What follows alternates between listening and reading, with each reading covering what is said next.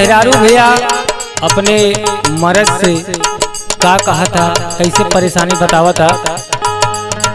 जाके बैदा के ताना की बो लावा बलमु हो, जाके बैदा के ताना की बो लावा बलमु हो, दुखे मोर करी हो याद बाबा बलमु हो, दुखे मोर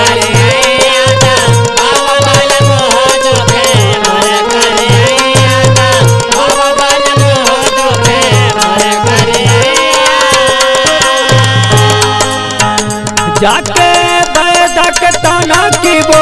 लावा बलमु हो, जाके बैदा के ताना की बो लावा बलमु हो, दुखे मोर करी हो याद बाबा बलमु हो, दुखे मोर करी याद बाबा बलमु हो, दुखे मोर करी याद बाबा बलमु हो, दुखे मोर करी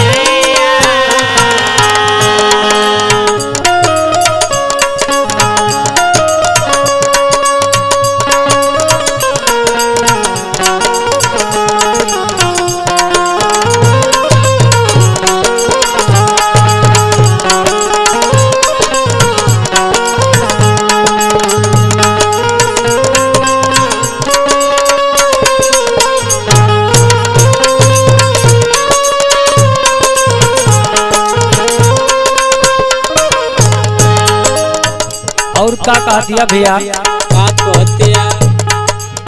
खेतवा खटीला खटी घरवा दुआरिया,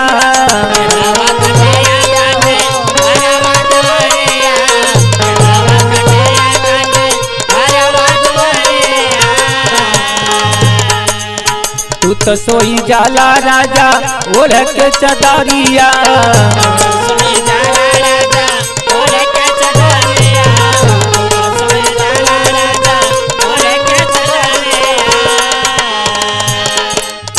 खेतवा खटीला राजा खटीला दुआरिया,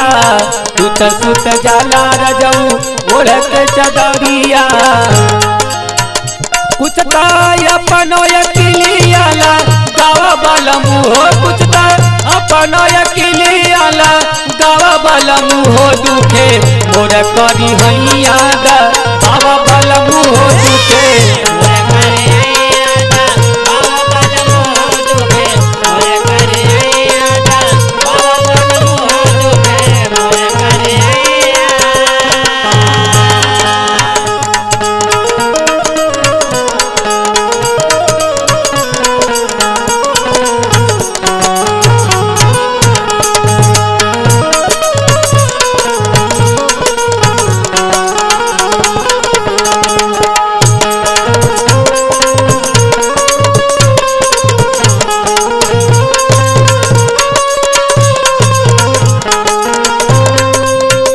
नदी से मनावाना घरवा में लागे,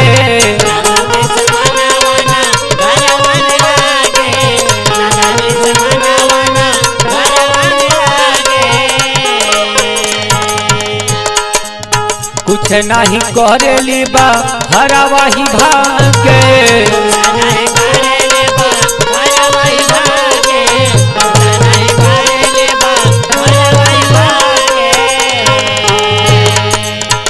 नदी से मनावाना घरवा में लागे, कुछ नहीं करेली बा हरवा ही भागे, अपने बहिनी के कहिया समय जावा बलमु हो, दुखे मोर करी हैया बाबा बलमु हो, दुखे मोर करी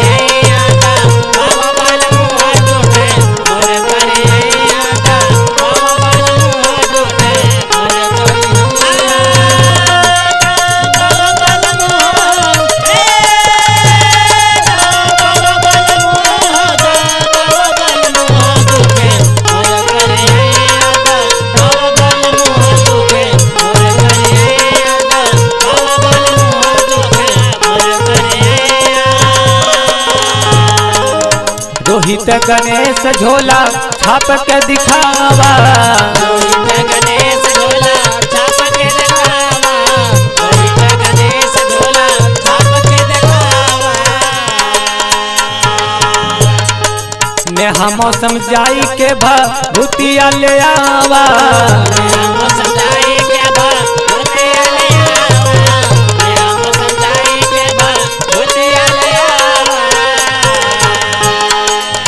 रोहित अशोक झोला छाप के देखावा, मैं हम समझाई के भूतिया ले आवा।